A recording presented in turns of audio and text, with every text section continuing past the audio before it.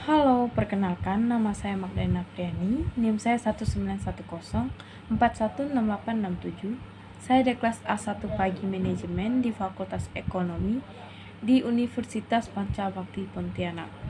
Di sini saya akan membacakan bab 5, ringkasan bab 5 di mata kuliah Perilaku Organisasi, yaitu dosen pembimbingnya yaitu Pak Adi Mursalin, Sarjana Ekonomi, Master Manajemen.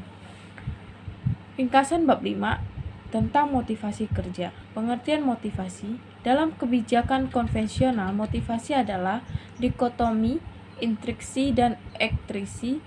Secara intriksi, motivasi diartikan melakukan sesuatu karena ketertarikan atau karena merasa nyaman, sedangkan secara ekstrinsik, motivasi diartikan melakukan sesuatu karena hal itu diperintahkan untuk menghasilkan sesuatu. Teori motivasi. Motivasi dapat menyebabkan seseorang bertindak dengan perilaku yang baik dalam sebuah organisasi. Beberapa pendapat tentang motivasi menekankan pada pembahasan tentang kebutuhan-kebutuhan manusia dan bagaimana kebutuhan tersebut dapat dipenuhi di tempat kerja. 1. Hierarki kebutuhan. Ada banyak teori yang membahas tentang hierarki kebutuhan, tetapi yang mungkin paling terkenal adalah teori yang dikembangkan oleh Abraham Maslow. Teori hierarki kebutuhan, Hierarchy of Needs Theory dari Maslow mengemukakan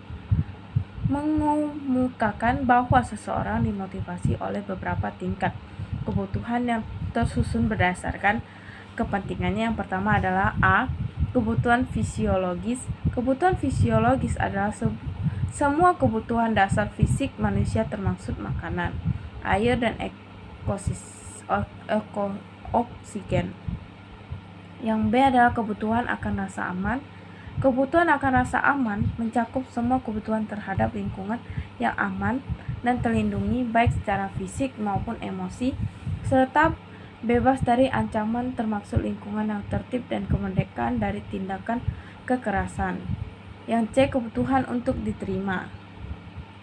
Kebutuhan ini mencerminkan hasrat untuk diterima oleh lingkungan, hasrat untuk bersahabat, menjadi bagian dari sebuah kelompok, dan dikasihi. Yang D, kebutuhan untuk aktualisasi diri. Kebutuhan ini adalah kebutuhan untuk mengalami pemenuhan diri yang merupakan kategori kebutuhan tinggi. Teori ERG atau Cluster-Alderfer's mengemukakan sebuah modifikasi atau teori Maslow dalam rangka menyederhanakannya dan menanggapi kritik atas keluarnya pembuktian empiris pada teori ini. Teori ERG teori yang dikemukakan adalah Clayton Alderfer mengenalkan 3 kategori kebutuhan. Yang pertama adalah kebutuhan eksistensi, yaitu kebutuhan akan kebahagiaan lahir. Yang kedua adalah kebutuhan keterikatan, yaitu kebutuhan akan hubungan yang baik dengan orang lain. Yang ketiga adalah kebutuhan pertumbuhan, kebutuhan yang fokus pada pengembangan potensi manusia dan keinginan untuk pertumbuhan pribadi dan peningkatan kompetensi. Yang bagian yang ketiga yaitu ada studi Hawthorne. Pada akhir tahun 1920-an, peneliti mempelajari pekerja di Westland Electric Plant dekat Chicago untuk mengidentifikasikan bagaimana beragam kondisi memengaruhi tingkat produksi mereka. Ketika pencahayaan ditingkatkan, tingkat produksi pun meningkat, akan tetapi tingkat produksi juga meningkat ketika pencahayaan dikurangi. Para pekerja ini kemungkinan diberikan beragam waktu istirahat. Lagi-lagi, tingkat produksi meningkat baik dengan waktu beristirahat yang lebih pendek maupun yang lebih panjang. Suatu interpretasi dari hasil ini adalah bahwa pekerja lebih termotivasi ketika mereka merasa bahwa mereka diperbolehkan untuk berpartisipasi. Supervisor dapat memotivasi karyawan dengan memberikan lebih banyak perhatian kepada mereka dan memperbolehkan untuk berpartisipasi. Yang keempat, studi kepuasan kerja Herzberg. Pada tahun 1950-an, Friedrich Herzberg menyurvei 200 akuntan dan insinyur mengenai kepuasan kerja. Herzberg mencoba untuk mengidentifikasikan faktor-faktor yang membuat mereka tidak puas dengan pekerjaan mereka pada satu titik waktu tertentu. Ia juga mencoba untuk mengidentifikasi faktor-faktor yang membuat mereka puas dengan pekerjaannya. Studinya menemukan hal-hal berikut ini. Yang kelima adalah teori X dan teori Y Gregor. Teori ini mencerminkan persepsi yang mungkin dimiliki oleh supervisor terhadap pekerja. Pandangan dari teori X dan teori Y dirangkum sebagai berikut. Teori Z yang keenam adalah pada tahun 1880-an, teori baru mengenai kepuasan kerja dikembangkan. Teori ini tersebut dengan teori Z sebagian didasarkan pada gaya Jepang yang memperbolehkan semua karyawan untuk berpartisipasi dalam pengambilan keputusan. Partisipasi dapat meningkatkan kepuasan kerja karena hal tersebut memberikan tanggung jawab kepada karyawan.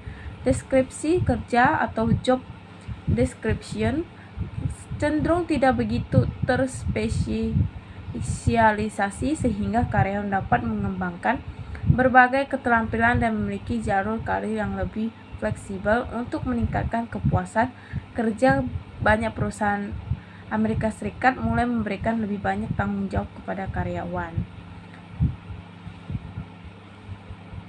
Rancangan pekerjaan untuk motivasi. Sebuah pekerjaan dalam suatu organisasi adalah sebuah unit kerja di mana seseorang pekerja dituntut bertanggung jawab atas pelaksanaannya. Pendekatan-pendekatan rancangan kerja umumnya dibagi menjadi penyederhanaan kerja, rotasi kerja, perluasan kerja, dan pengayaan kerja. Yang pertama adalah penyederhanaan kerja atau job simplification. Penyederhanaan kerja mengejar efisiensi tugas dengan mengurangi jumlah tugas yang harus dilakukan seorang pegawai. Yang kedua adalah perputaran kerja atau job rotation.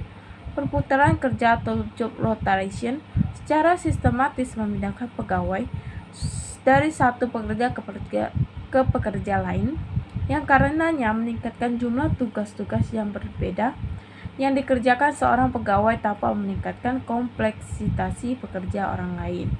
Yang ketiga yaitu adalah pemekaran pekerja atau job enlargement.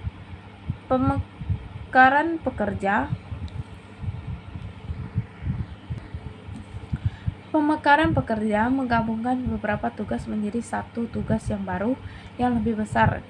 Yang keempat adalah pengayaan pekerjaan job engagement. Pengayaan pekerja menggabungkan motivator tingkat tinggi ke dalam pekerjaannya, diantaranya tanggung jawab, pengakuan, dan kesempatan untuk tumbuh, belajar, dan melakukan pencapaian. Meningkatkan kepuasan dan motivasi kerja. Banyak metode motivasi mengatakan bahwa perusahaan dapat memotivasi karyawan untuk berkinerja secara baik dengan memastikan kepuasan kerja. Secara umum, karakteristik umum yang mempengaruhi kepuasan kerja adalah uang, keamanan, jadwal kerja, dan keterlibatan di tempat kerja. Semakin perusahaan dapat menawarkan program pengayaan pekerjaan ini kepada karyawan, semakin perusahaan dapat memotivasi karyawan. Yang pertama adalah program kompensasi yang memadai. Perusahaan dapat berusaha memuaskan karyawan dengan menawarkan kompensasi yang memadai untuk pekerja yang terkait. Yang kedua adalah keamanan kerja. Karyawan yang memiliki keamanan kerja dapat menjadi lebih termotivasi untuk berkinerja dengan baik. Yang ketiga adalah jadwal kerja yang fleksibel. Metode lain untuk meningkatkan kepuasan kerja adalah dengan menerapkan program yang memungkinkan jadwal kerja yang lebih fleksibel. Yang keempat adalah program keterlibatan karyawan. Ketika karyawan lebih termotivasi dengan memainkan peranannya yang lebih besar di perusahaan, baik dengan lebih terlibat dalam pengambilan keputusan maupun dengan diberikan tanggung jawab yang lebih besar, perusahaan dapat menggunakan berbagai metode untuk memungkinkan keterlibatan dan tanggung jawab karyawan yang lebih besar seperti perluasan pekerjaan, rotasi pekerjaan, pemberdayaan, manajemen partisipasi, dan manajemen berdasarkan tujuan. Sekian dari saya ucapkan terima kasih.